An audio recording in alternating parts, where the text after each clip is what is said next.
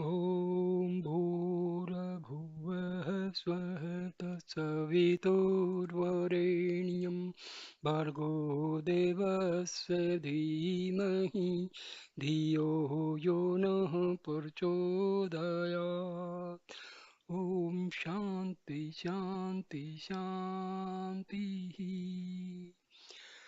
Namaskar, dear friends. Now I'm starting my fifth video about the book The Final Talks by Anamlai Swami. So, the video starts with Anamlai Swami says, you stumble around in the darkness of your mind, not knowing that you have a torch in your hand. That light is the light of the self. Switch it on and leave it on, and you will never stumble again. See, here, stumble means here. We are going away from the path of spirituality and fall into the grip of worldly affairs. That is the meaning. You are all here because there is a desire in you to realize the self. This desire does not arise randomly or accidentally in some people and not in others. It is there because of the punyas you have accumulated from previous births.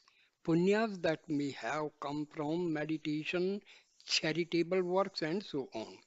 See, according to our Hindu beliefs,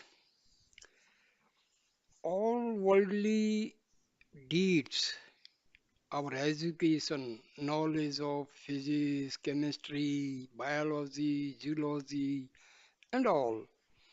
This is secular knowledge, and this knowledge is pertains to our body. When we die, this knowledge is it becomes non-existent.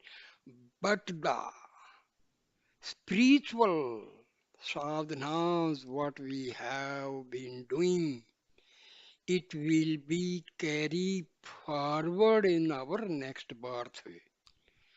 So, when we die, where we stops, where we leave our sadhana, from there on, it will start in the next birth. So, that is the belief, and it is correct. See, some people are not at all interested in spirituality. They are very uh, rowdy. Some people are very peaceful mind. Some people are helpful. Some people are, very rough type. So this is all due to our previous birth sanskaras, subtle impressions embedded in our chitta, in our subconscious mind. So this is there. These punyas will manifest as a desire for freedom, for a desire to do earnest sadhana, a desire to find a good teacher in whose presence the truth will be taught and revealed. If someone is destined to be jnani in this life, it means that it has come to this final birth with a mountain of punyas to his credit. These punyas will take him to a real guru, to a real satsang, and in this environment he will do sadhana and achieve the goal. If one if one does not have this mountain of punyat from the past, there will be no desire for freedom, no desire to look for a guru who can deliver it. Such a person may meet a guru, and that guru may even give him good advice, but the determined resolve to put that advice into effect will not be there. The fierce determination to succeed and the discrimination that allows one to ignore worldly and entanglements only arise in those who have accumulated these punyas. Other people may hear the words of truth, but although they accept that they are true, the inclination to act on them will not be there. Wet wood does not catch the fire easily, but if you dry it for a long time in the sun, it will be much more combustible. Other materials such as camphor, petrol, kerosene, and gunpowder will ignite as soon as they are touched by a flame. Devotees can be classified in the same way. Some ignite as soon as they meet a guru or hear the truth for the first time. Others need a period of drying out before they are ready to catch fire. Those who are damp or wet can dry themselves out by sadhana, by having a strong determination to be aware of the self at all times. Self is readily available all the time, but we cannot be aware of it or even put our attention on the thought of it because our vasanas are continuously leading our interest and attention in other directions. That's why it is so important to have the awareness. I am not the mind, I am the self. You have forcibly to drag your wandering attention back to the self. Each time it shows an interest in going anywhere else, don't be interested in the words that the mind is serving up for you. It is putting them there to tempt you into a stream of thoughts that will take you away from the self. You have to ignore them all and focus on the light that is shining within. When I was serving Bhagwan in the 1930s and 40s, I obeyed chattering mind trying to lead me astray. I ignored the words and advice of everyone else in the ashram and kept all my attention on Bhagwan and his instructions to me. Even Chinna Swami had to concede finally that I was following the correct course. One day he came up to me and said, "You are not listening to my words or carrying out my instructions. You are only paying attention to Bhagwan's order." This determination could only be a result of all the punas you have accumulated in many previous lives. If there is no external light such as Bhagwan to guide you, you have to look within to find the self. You will know you will not benefit from looking anywhere else, from doing anything else, or from listening to any other device. Walking round and round a temple, doing rituals to a deity, other activities like these will not bring you any nearer to the self. The pujas, the tapas, the rituals, these are just for beginners. Meditation is the syllabus in a higher class. We need not waste our time by indulging in the activities of the infant class again and again. Here in this class, I ask you to put all your attention, all your interest on realizing the final teaching. I am not the body or the mind, I am self. All is the self. This is Bhagwan's final teaching. Nothing more needs to be added to it. Keep good company while you pursue this knowledge, and all will be well. Question. I know that listening to the Guru and believing his words is important. When he says, "You are the self, the world is not real," and so on, I can accept that what he says is true, but my belief in the truth of those words does not seem to make it my experience. Anamlai Swami. You must believe the Guru and you must also believe your own experience because the Guru is not telling you to add another belief to your mind. He is instead telling you to look at your own experience of yourself and in doing so disregard everything else. There is a story that Ramatirth used to tell. A man who was a little mad lived in a small village. with his wife. His friends liked to tease him and make fun of him because they all thought he was stupid. One day, one of them said, "We have some bad news for you. Your wife has become a widow." He believed them and started crying out in grief, "My wife has become a widow. My wife has become a widow." Some of the people he passed on the street laughed at him and said, "Why are you mourning? You are very much alive. How can your wife be a widow if you yourself are alive to complain about it?" "My closest friends have told me this," he replied, "and I trust them. They are very reliable people. If they are saying that my wife has become a widow, it must be true." We would think that a man who behaved like this was utterly stupid because he chose to believe the words of others instead of his own experience. But are we any better? We believe on the basis of indirect information provided by the senses that we are the body.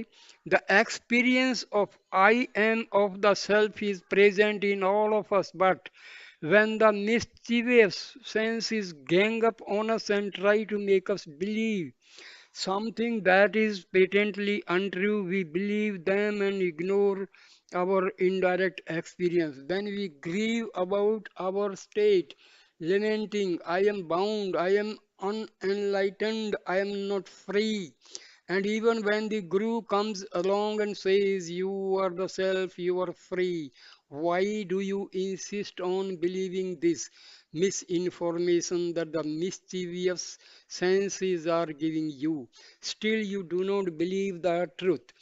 You tell him, "The senses have always given me reliable information in the past. I have learned to trust them. What they tell me must be true." And so you go on giving and complaining even when your direct experience and the words of the Guru agree with each other and reveal the truth. Question put to Anamlai Swami: "You are saying that I should listen to the Guru because what he says is the truth of who I am?" Anamlai Swami replies, "You should trust the Guru because his interest is in showing you the truth. He may occasionally say things that are not true, but he will say them only because he knows his words will push you in the right direction." I once heard a story that illustrates this. A rich man used to meditate once in a while. He had a guru, an enlightened man, who used to tell him, "You are not the mind or the body, you are the self. Always abide as the self." The man would listen attentively, but neither his meditation nor his guru's words had much of an effect on him. One day he approached his teacher and said, "You have been telling me for years that I am not the mind and the body and that I am the self. I believe it and I meditate on this, but I don't see any changes in myself. This must be a very difficult technique because I don't seem to be making any progress with it." The Guru said, "Let me look at your palm. I may be able to see something that is more suitable to you." After examining the disciple palm, the Guru's face dropped. "This is very bad. You should have put in more effort earlier in your life. I can see that you only have about 1 week to live. There is not much that can help you now." The disciple was shocked. He went home thinking, "All my wealth and businesses are useless to me now. I put too much time into them and not enough into my spiritual practice. There is nothing I can do now, but I can at least spend my last few days meditating." He went home and told his wife, "My life is coming to an end. My Guru has warned me that this is my final week. I am going to spend my last few days meditating alone. Please tell my friends and relatives that I don't want to be disturbed. After a few days, his guru came to see how he was getting on. How is the meditation going? He asked. Your wife tells me that you have done nothing else for days. Gurudev, there is no one left to meditate. I have found the peace you have been talking about all these years. The Guru knew that this man would never focus full time on realizing the self because he was too caught up with his family and his business affairs. By making him think that his death was imminent, he made him concentrate on what was real and important. And it worked. This is not just a story, it is a tactic that will work for anyone. If you can withdraw energy from your worldly attachments and instead focus full time on the self, you will soon get results. If you are having trouble with your enthusiasm for sadhana, just tell yourself, I may be dead in 7 days. Let go of all the things that you pretend are important in your daily life and instead focus on the self for 24 hours a day. Do it and see that what happens. Question. It is not possible for some of us to make this kind of commitment. We have work to do, responsibilities in the world. Anamlai Swami replies. Sadhaks should only work enough to maintain the body. Try to avoid unnecessary activities. Less work is good. Devote yourself to your sadhana all the time. You dissipate your desire for the self by undertaking all kinds of useless activities that waste your time and lead to attachments. You think that your life is endless and that you can put off meditation till a later date. With this kind of attitude, you will die filled with regrets, not filled with peace. If you have to engage in activity to support yourself or your family, then do it, but always be aware of the self while you work. While you are doing that work, keep your thoughts 100% on the self. You are what you think you are. You become what you think. If you think of the self all the time, that is what you will become. If you live and die with the thoughts of work and family, you will be reborn in a place with more work and more family business to worry about. Question. What do you think of the common belief that a person's final thoughts determine his next birth? Anamlai Swami, a rich man who was very involved in his worldly affairs, was dying in his bed. He called to his wife, where is my oldest son? She replied, he is standing beside you at the head of the bed. The wife, the wife was a meditative woman and she also knew that her husband was about to die. Don't worry about worldly affairs at this time, she advised. Relax peacefully into the self. That is the most important thing at this time. The husband had other things in his mind. Where is my second son? He asked. He is also beside the bed. Just try to keep quiet. Then where is my youngest son? Demanded the man. I also need to know where is he. He is here in the room with you. We are all here with you. So who is looking after our shop if everyone is here? Asked the dying man, and a few seconds later he passed away. This is how it is in life. If you spend your life with worldly thoughts, these will be the thoughts that fill your mind at the moment of your death. But if your life is devoted to sadhana, to attaining an inner peace, then at the moment of your death, this will be the state that you die in. Question. Is fasting beneficial? I have heard that thoughts diminish when one restricts one's food. Anamlai Swami. This may happen, but one should be careful not to take it to extreme lengths. Bhagwan said that sattvic food in moderate quantities was the best external aid for sadhaks. Starving oneself will not produce long term benefits. Bhagwan also advised that we should starve the mind of thoughts rather than starve the body of food. We need to keep the body in good health in order to good sadhana. Depriving it of food and making it weak is not a step in the right direction. One of Bhagwan's devotees, Lakshmana Sharma, was a great advocate of naturopathy and fasting. He was a good devotee who wrote an excellent commentary on Ulladu Narpadu. Bhagwan gave him many lessons on this work, and Lakshmana Sharma's commentary incorporated the explanation that Bhagwan himself gave. During the 1940s, a boy of about 12 years of age came from London. A bomb blast had affected his hearing.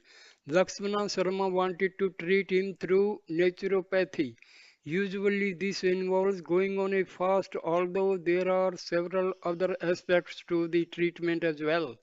The boy was put on a fast of several days, but unfortunately, in this case, there was no improvement.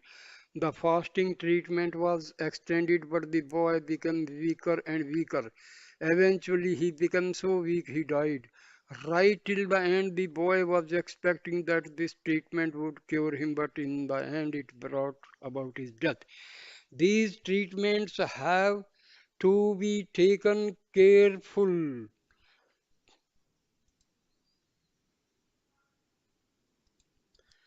These treatments have to be taken carefully. There are many people who will not be benefited by them. So we should make sure that we eat regularly. Anamla Swami replies, we should not force ourselves to eat if we are not hungry. Eat food when you feel hungry. Food always tastes better if you have an appetite for it. Eating food at times directed by others is far less satisfactory if we take food at times when we have an appetite for it. We won't get sick. This is not just my advice. I Avyar, a great Tamil saint, gave this advice in one of our poems, and Thiruvalluvar, another of our great poet saints, wrote, if you take your food only when you are hungry, you won't get sick. If you live like this, you will never have to go out in search of a medicine. Question. I want to ask Swamiji a question. I want to relax more into the present and surrender to Bhagwan's will. But I am not sure that this is really within my power. In Swamiji's book, Talk number 5, Swamiji gave this answer. According to one's prarabdha, the efforts that are destined to happen will arise in one's mind. This is an extremely significant remark for me. As I understand it, all the activities that happen in this world happen according to Bhagwan's will. But the thoughts that instigate the actions also seem to come from Bhagwan and are also predetermined. Anamlai Swami replies, yes, everything comes from Bhagwan. All our activities play themselves out as a manifestation of the divine will. Our karma is part of this destiny. Question, okay, but I would still like to relax in the present and surrender to Bhagwan's will. I find that throughout the day thoughts are coming up. A thought comes up, I want to realize the self. I remind myself, here and now I am the self. This desire does not come from the self because the self has no need of realizing itself. So this must just be my vasanas coming up and I will ignore this thought.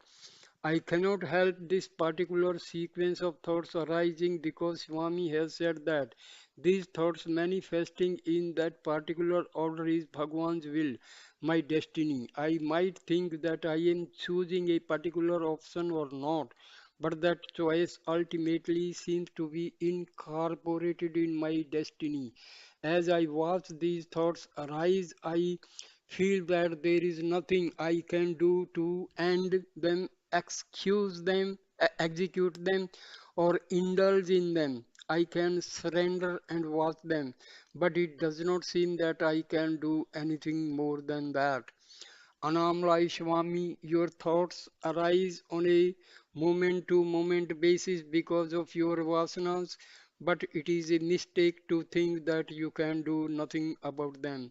You can be interested in them or you can ignore them. If you show interest in them, they will persist and you will get caught up in them. If you ignore them and keep your attention on the source, they will not develop. And when they don't develop, they disappear. In Who Am I? Bhagwan compared this process to laying seeds to a fruit. If you cut off one by one the heads of the thoughts as they come out of the fruit of the mind, sooner or later these will be none left. The way to do this is by self inquiry. As each thought rises, you ask yourself, to whom does this thought appear? If you are vigilant in doing this, the forest of thoughts will lessen and lessen until there are none left. When the thoughts have gone, mind will sink into its source and experience that source. Question. I want to understand this process of ignoring thoughts. Thoughts will arise. I want to realize the self. I have not realized the self, or I must do such and such a practice to realize the self. I realize that these are all desires, all vasanas, so I say to myself, I am the self. Here and now, I am the self. As Swamiji says, this seems to stop the flow of thoughts for a while. I try to hold on to the I thought as Swamiji recommends, but I don't seem to have any real control over it. I still feel that whether I succeed or not is Bhagwan's will, something that is not within my control. I feel helpless. I remember that whenever the mind moves, it is on a wild goose chase, that it is chasing phantoms that don't exist. So I remember Swamiji's advice and remind myself, I am the self here and now. It helps, but not for long. Thoughts still come up again. Anamlai Swami, suppose you are walking down a busy road. You encounter all kinds of people doing all kinds of things. Little conversations are going on in one place. Perhaps workmen are digging a hole somewhere. Inside a store, a customer may be arguing about the price of some goods, while in the middle of the road there may be a crowd of people congregating around an accident victim. None of this is your business, but there is always a possibility that you will get interested in some or all of these activities and forget the reason why you are out on the street yourself. Don't get excited by anything you see and hear. Just walk steadily towards your destination. Your vasanas are all the side shows in your head that can drag your attention away from your main business, which is being aware of the self. If you have no interest in them, you will walk straight to your goal. If something temporarily distract your attention, bring yourself back by asking yourself, who is interested in all this? Who is getting interested in this distraction? This will deflect the distracting desire and it will bring you back to an awareness of your true purpose. Remember, nothing that happens in the mind is you and none of it is your business. You don't have to worry about thoughts that rise up inside you. It is enough that you remember that the thoughts are not you. Question that goes for all kinds of thoughts, Anamlai Swami. Whatever kind of thought arises, have the same reaction. Not me, not my business. It can be a good thought or a bad thought. Treat them all the same way. To whom are these thoughts arising? To you. That means that you are not the thought. You are the self. Remain as the self and don't latch into anything that is not the self. Question. There is another thing that comes up for me. There is a desire for the earnest earnestness to remember the self all the time. The mind will latch on to this and think, I should meditate more, I should pay more attention to being in the present. Ideas such as these set off whole change of thoughts. Yet this still looks to me to be an effort by the ego to realize the self that is already here. In some ways, it seems to me to be another distraction. Anamlai Swami replies, if you remain as the self, no vasanas and no karma will touch or affect you. If you remain in the mind, thoughts of one sort or another will bother you all the time. Question. If I understand correctly, my karma is all the activities that my body has to undertake on this life. I can be a witness to it, but I cannot change it. If I pick up this glass that is in front of me, it happened because it was my karma to pick it up in this moment. I do not have a choice. Either I am destined to pick it up or I am not. Bhagwan said the same thing. When someone picked up a fan and asked if that act was destined from the moment he was born, Bhagwan said, yes, it was destined. Anamlai Swami, if the thoughts I should meditate or I should realize arise, ask yourself to whom are these thoughts arising? Why do you need to think about your body and your mind so much? If you are the light, there is no darkness. If you are the self, there is no thought, no body, and no mind to give you any trouble. Any number of thoughts may come, let them but remember all the time I am the self. You are not the vasanas, you are not the thoughts, you are the self. Keep that awareness and don't worry too much about what is going on in your mind and what it means. Don't allow any identification to settle on you. Don't think I am sitting in Bhagwan's shrine. Don't think I am doing, I am acting, I am sitting. You are the self, not the body. Even your vasanas are the self. All is yourself. There are no distinctions, no differences in the self. Nothing is separate from the self. You cannot find a single atom, a single thought that is apart from the self. All is the self. But is there anything I can do to discover this? Is not all effort pointless if you everything that happens to me is predetermined? Anamlai Swami, all these doubts that are troubling you arise simply because you are enmeshed in the I am the body thought and all the confusing consequences that it brings. It is more productive to keep the awareness I am the self than to be analyzing the usefulness of effort.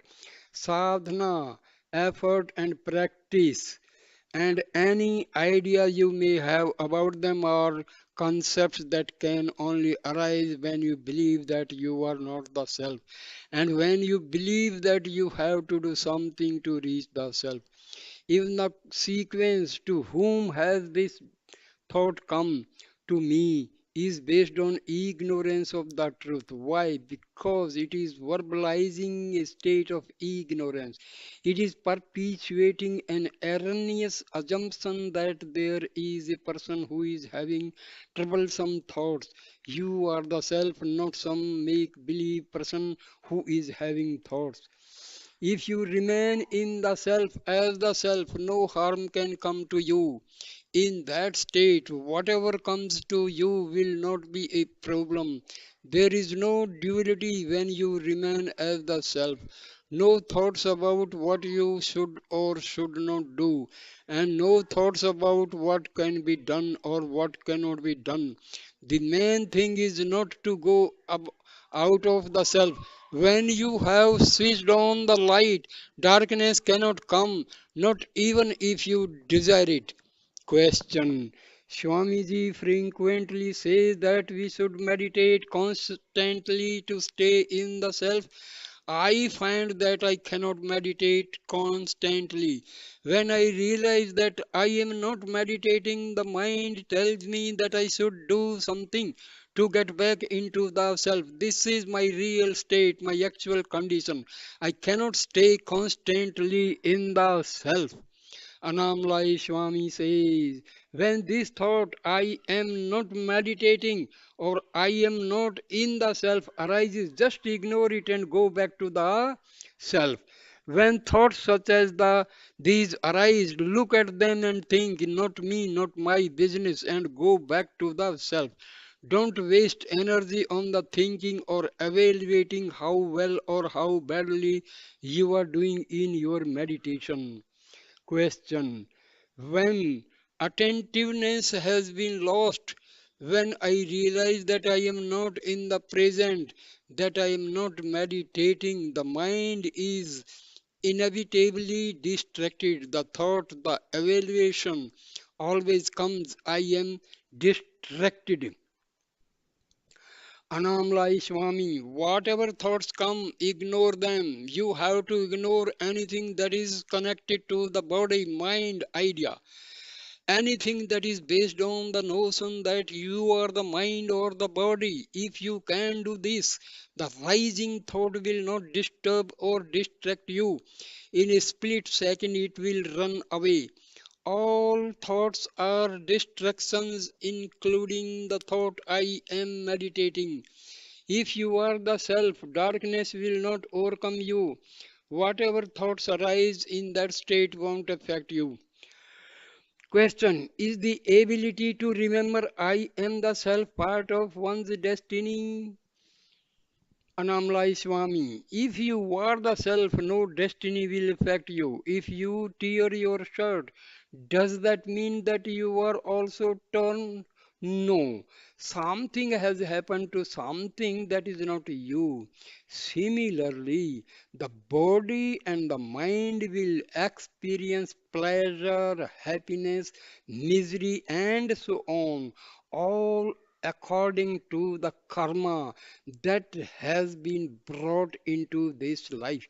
But the self has no attachment, no detachment, no happiness, no unhappiness, and no karma. The body is not the self. The mind is not the self. The real I is the self, and nothing ever happened to or affects the self. Thoughts will come as long as the potential for them is inside you. Good thoughts, bad thoughts, they will all keep coming. There is nothing you can do about this flow, but at the same time, this flow of thoughts need not be a problem. Be the self, be the peace, that is your real nature, and it will not matter what comes up. Walk, eat, drink, sleep, meditate, but never think that you are the one who is doing these things. The thought that you are doing something is the thought that is poisoning your life. Because once you think that you are doing something, you will start to think that you need to be doing something else to put yourself in a better situation. You don't have to do anything to experience the nectar of the self. All you need to do is drop the idea that you are doing anything at all. You need to change your vision, your perspective. When you live in the mind and see the world outside you that is separate and apart from you, you will make plans, you will worry, you will have doubts such as the ones you have been telling me about today. These doubts keep coming up in your because you are not dwelling in the source, the substratum. In that place there is oneness, a oneness in which all distinctions, all separation is absent. If you abide as the self, you will see the world as the self. In fact, there will be no world at all. No world, no Maya, no mind, no distinctions of any kind. It is like the state of seeing only wood in the carved elephant, only threads in the dyed cloth. In that state of being and knowing the self, ideas of right and wrong, things to do and things to avoid doing will vanish. You will know that they were just mental concepts. In that state, you will know that mind is the self, bondage is the self, everything is the self. With that vision, nothing will bind you, nothing will cause you misery. The self may appear as the manifest world as different separate objects, but the underlying reality, the only real substance is the self in which they are all appearing and disappearing. Things and people may appear in this substratum and you may use them or interact with them, but your peace will never be disturbed. When you abide as the self, there is no one left to choose and decide. Life goes on automatically.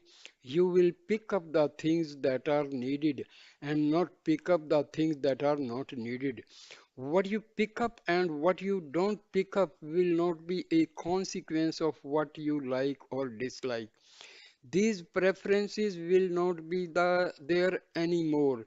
This perspective will be yours when you give up or cease to believe the idea I am different from the world. Giving up this thought is a great sadhana in itself. Abandoning this false idea will be enough to give you peace. When the thought is here, the world seems to be full of good people and bad people, all busily engaged in doing what appear you to be good things and bad things. When the thought is absent, you know them all to be your own self. In that state, you won't like them, dislike them, or judge them, or be aware of them as being other than your own self. This absence of likes, dislikes, and judgments will leave you in your original natural state of peace. Teeth and tongues are both parts of you, and they both function in harmony without fighting or struggling. When there is the knowledge that mind and self are one, there will be no fights, no struggles, and no attempts to judge or attain. To have this harmony, place the mind in the self and keep it there. This is the real meditation. However, until you reach this state in which there are no distinctions and preferences, you should use a little discrimination with regard to who and what you associate with. Avoid bad company and bad thoughts and try to keep the conviction that nothing is separate from you. During sleep, you have no likes and dislikes. Gyanis and babies manage this while they are awake. Baby mind is good. Jnani mind is good. I am the body mind is very, very bad. Question. It is a poisonous thought. Anamlai Swami replies, yes, yes, the I am the body thought is just as poisonous as a cobra. All is myself, all is the nectar of my own self. These are the great affirmations that counter the I am the body thought. Holding on to one of these sayings is the equal of millions of punyas. If we continuously meditate on the truth of these statements, if we hold on to the truth that they are poisoning towards countless punyas will accrue to us. There are many other mantras about none are useful as these.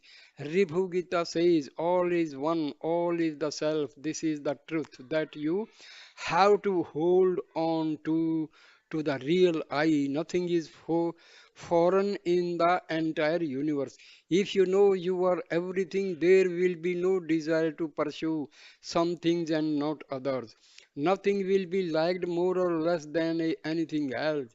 Do you like or desire your arm more than your foot? When your body is the whole universe, likes, dislikes, and desires will be absent. Question. I know that the Jnani has no dislikes and no preferences, but I have to admit I am different. I have a strong desire to be in your presence. I believe that being here is doing me good, so I stay. Addressing the translator. Here I have a beautiful feeling that no one has loved me as he does. Anamlai Swami replies, drop the body mind idea and you will discover that you don't have any likes or dislikes. You don't think that your shirt is yourself. Similarly, the Jnani does not believe that he is his body or his mind. The Jnani understands that the body and the mind are enemy, animated by the self, but he also knows that he shines as the self, whether the body and mind are there or not. Without the self, the body and the mind can do nothing at all. You could not eat, sleep, speak, or do anything at all without the self. Keep your body in good condition if you want to, but don't ever believe that it is you. You can keep your car in good working order without ever believing that you are the car. Have the same attitude towards your body. You are not your car and you are not your body. Both will perish, but the self will continue because it is always there. When you identify with transient things that pass away or perish, you too will pass away and perish. But when you identify with the self, you will not pass any way or change in any way. The self has no birth, no death, no bondage, no misery, no youth, no old age, and no sickness. These are attributes of changing bodies and minds, not the self.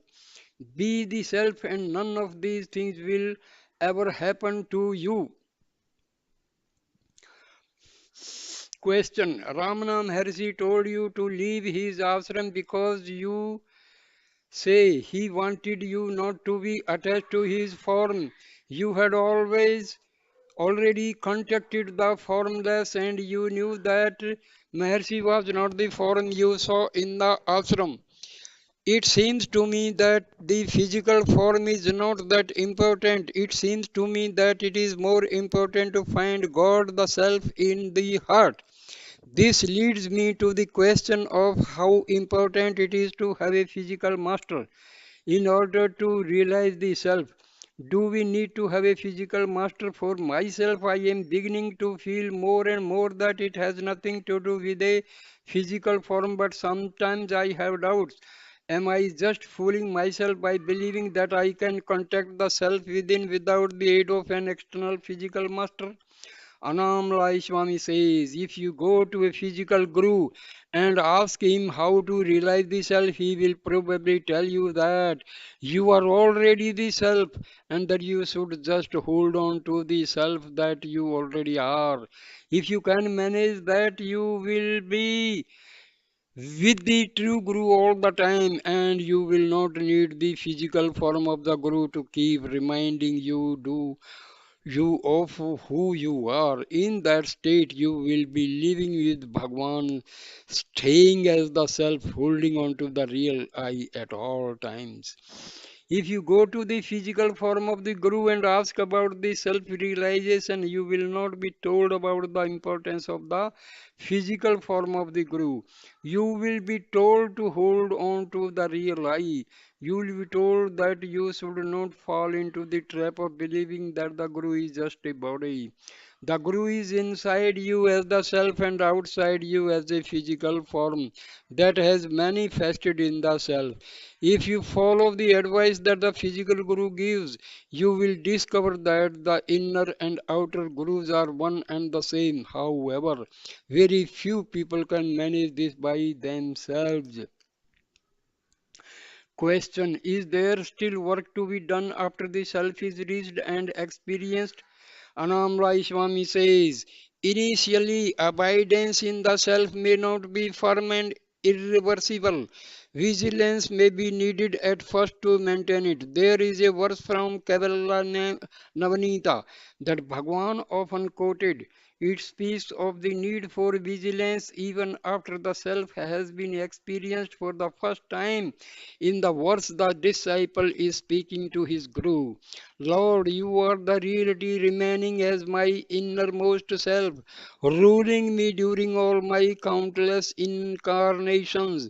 Glory to you who have put on an external form in order to instruct me. I do not see how I can repay your grace for having liberated me.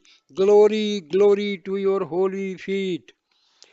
The Guru replies to stay fixed in the self without the three kinds of obstacles: ignorance, uncertainty, and wrong knowledge. Obstructing your experience is the highest return to you can render me. The Guru knows that without vigilance, an initial experience of the self may slip away. Question: why is this initial experience not enough? Anamlai Swami, if vasanas are still there, they will rise up again and the experience will be lost. While they are there, there is always the possibility that we may again take unreal to be real. If we take the mirage to be real water, that is ignorance. Similarly, if we take the unreal body to be the self, that is also ignorance. As soon as ignorance comes, you must question it. To whom does the ignorance comes? A strong determination to pursue inquiry in this way will dissolve all doubts. By questioning who am I and by constantly meditating, one comes to the clarity of being. As long as vasanas continue to exist, they will rise and cover the reality of obscuring awareness of it as often as you become. So,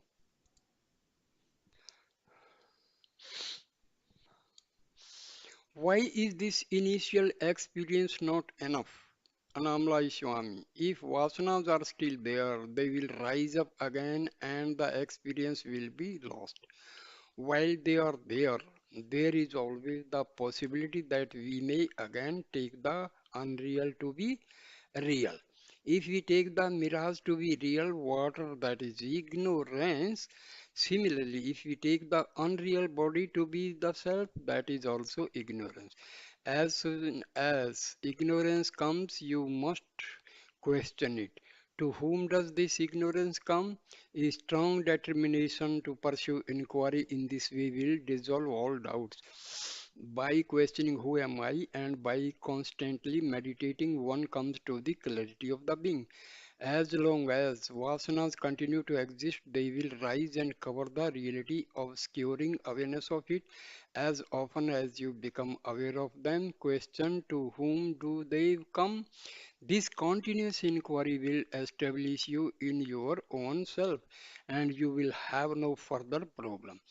When you know that the snake of the mind never existed, when you know that the rope of the reality is all that exists, doubts and fears will not trouble you again. Question: what is that brings maturity and growth in a person? How do the gunas change in such a way that the mind eventually becomes sattvic? Anamla Swami. Self has no birth, no death, no sufferings, and no problems. It is the witness of all these phenomena, but it is untouched by them. All these experiences happen to the mind, and through numerous lives and mind lies, learn and matures. It takes a body and learns some lessons in that body. Then it takes another form, another body and learns something else. The mind goes on like this for innumerable lifetimes until finally it has learned enough to go back to its source, the self. Do the five seeds, the kosas, mature in this process? Do some of them mature or do all of them? Anamla Swami replies, mind includes all the five kosas. Through many lifetimes, one can say that the kosas are maturing and growing, but realization ultimately has nothing to do with the mature mind or mature kosas. It is the state in which one transcends the five kosas and the mind. It is the state in which one finally understands that the mind, whether mature or immature, never really existed. Does the acquisition of spiritual knowledge make the mind mature? Anamla Swami. The acquisition of knowledge belongs to the realm of education and not sadhana. Seeing everything as one is the true seeing, and controlling the five senses in the body is the true sadhana.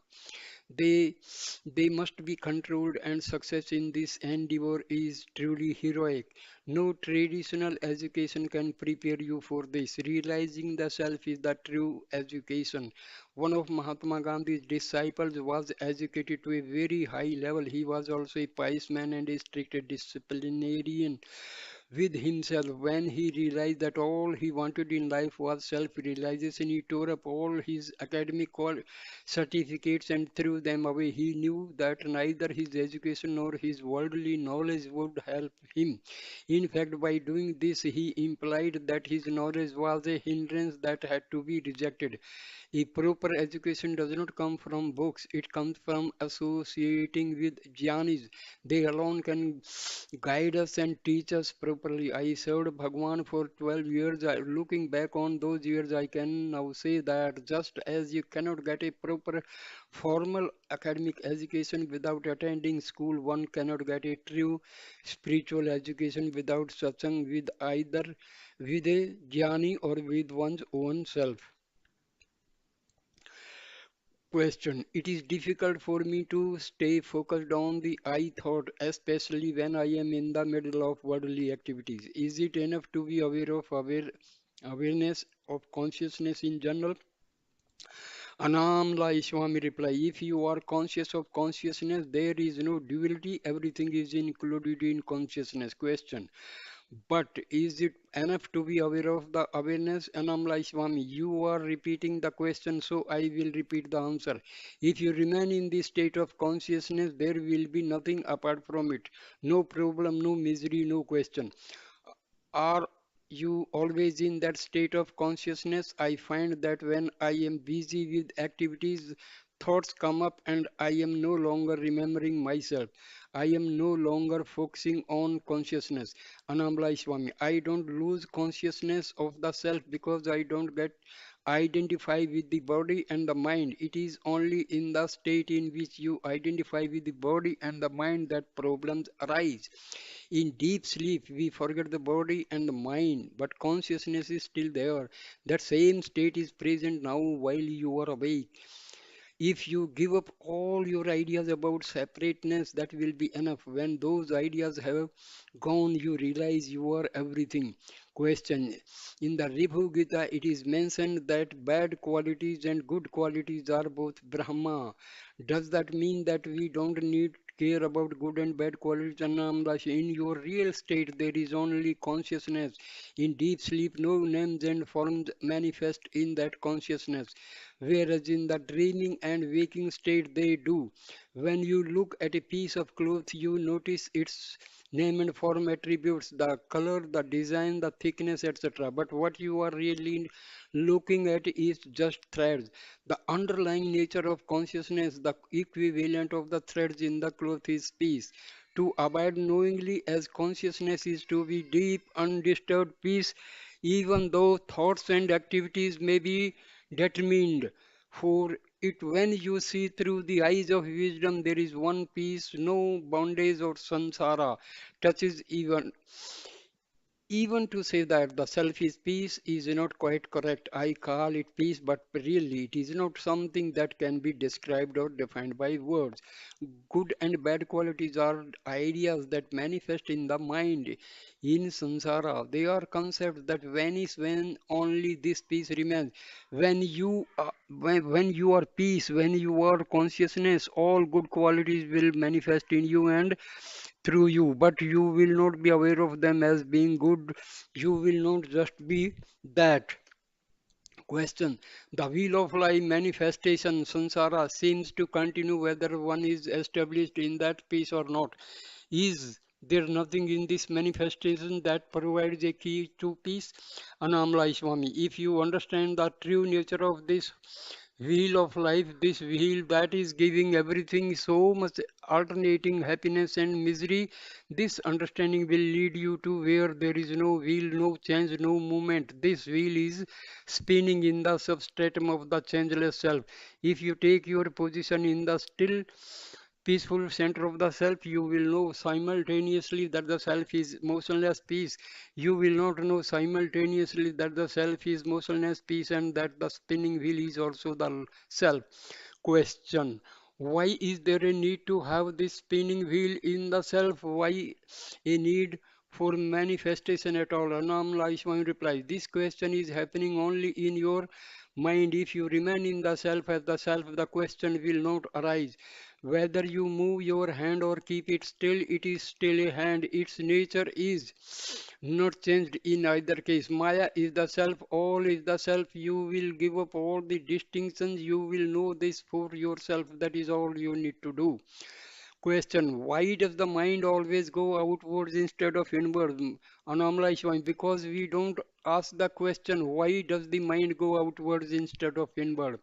This question arises because the nature of happiness is not properly understood. People are always looking for it in the wrong places and by doing the wrong activities. You begin with the impression, which is really a misunderstanding, that happiness is something that can be found outside you, and furthermore, that you have to do something or go somewhere to reach it. This is your illusion, and it is your belief in this illusion that makes the mind search for happiness in the outside world. Even when you are told happiness is within you as your own self, look inward and find it. Still, you think that you have to do something or go somewhere to discover it. This is the power of Maya, all of illusion. This is like one fish in the sea asking another fish for direction to the ocean. When you are not aware that your glasses are resting on your nose, you may look for them all day, thinking that they are lost. As a consequence, you believe that they are an object to be found. Eventually, you realize that you were wearing them all the time.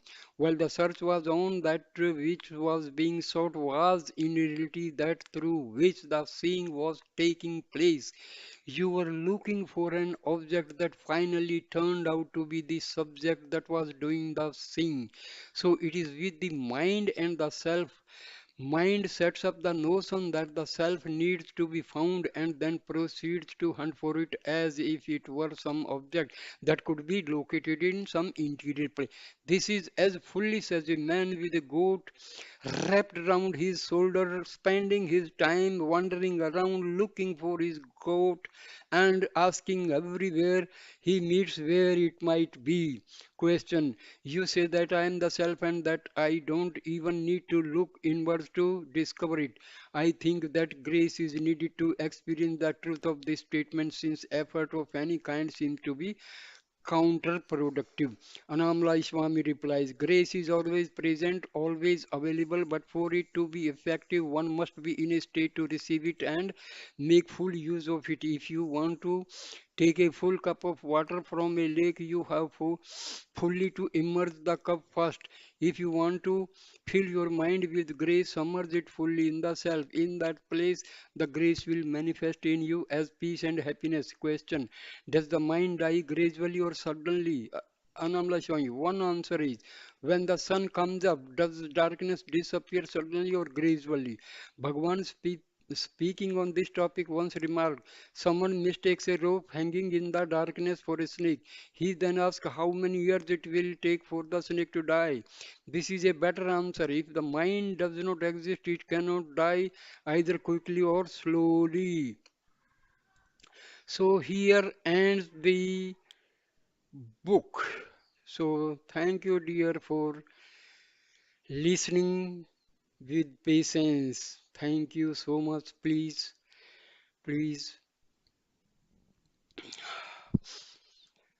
subscribe my channel, comment, share, and like the video. Thank you.